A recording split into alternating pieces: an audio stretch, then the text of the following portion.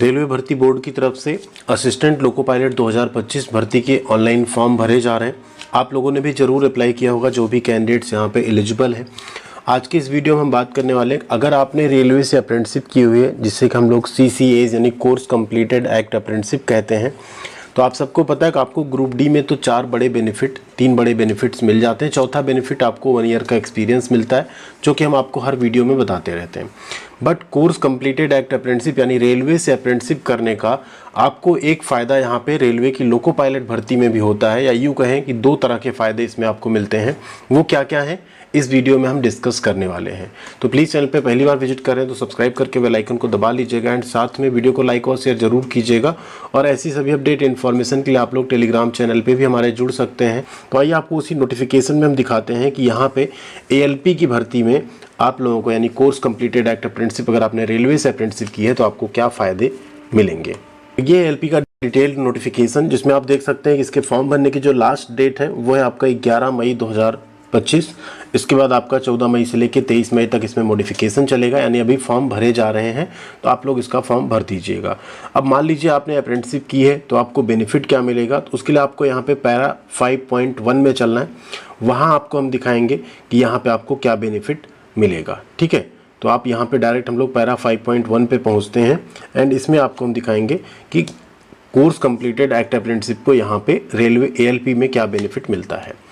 आप देखिए, पहले एज लिमिट क्या रखी गई थी, 18 साल से लेके 33 साल तक रखी गई थी, यानी कोविड की वजह से 3 साल का एक्स्ट्रा रिलैक्सेशन मिला था, जिसको कि एक ही बार की वैकेंसी के बाद हटा दिया गया, जबकि 3 साल की यहाँ 2 साल फिर 1 साल फिर इसको रिमूव करना था, तो कहीं ज़्यादा बेहतर होता।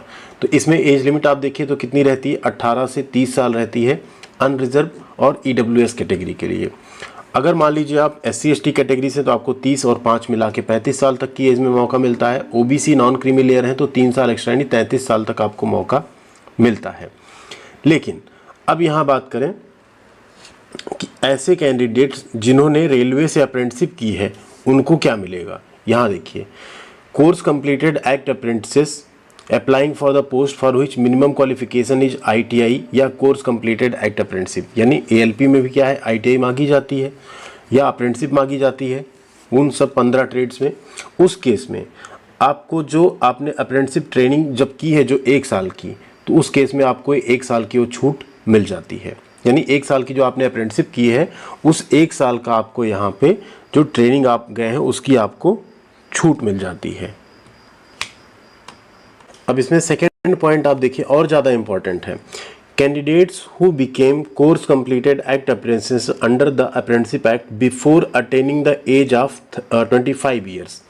यानी अगर आपने यहाँ पे 25 साल की उम्र होने से पहले यहाँ पे आपने कोर्स कंप्लीटेड एक्ट अप्रेंटिसशिप कर लिया, यानी आपकी उम्र 25 नहीं हुई, उससे पहले आपका अगर अप्रेंटिसशिप कंप्लीट हो गया है, तो उस केस में अनरिजर्व एंड EWS को 5 साल 35 की एज तक आप यहाँ फॉर्म भर सकते हैं। ठीक है, OBC 38 तक और SC ST 40 साल तक, यानी यहाँ पे 5 साल का एडिशनल आपको बेनिफिट मिल जाता है अगर आपने यहाँ पे अप्रेंटिसशिप अपना एज जो है 25 साल पूरा होने से पहले कंप्लीट किया है उस केस में। तो एक अप्रेंटिसशिप आपको ग्रुप डी में 3 बड़े फ़ायदे दिखा देती है रेलवे के।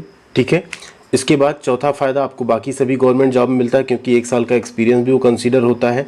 इसके बाद आप देखिए यहाँ पे भी आपको बेनिफिट मिल रहा है, अगर आप फिटर, इलेक्ट्रीशियन, टर्नर, मशीनिस्ट ऐसे ट्रेड्स हैं जो ALP में भी एलिजिबल हैं, उस केस में आपको यहाँ पे भी एज लिमिट में 5 साल की एक्स्ट्रा छूट मिल जा रही है, अगर आप 25 साल पूरा करने से पहले रेलवे से अप्रेंटिसशिप कर लेते हैं उस केस में।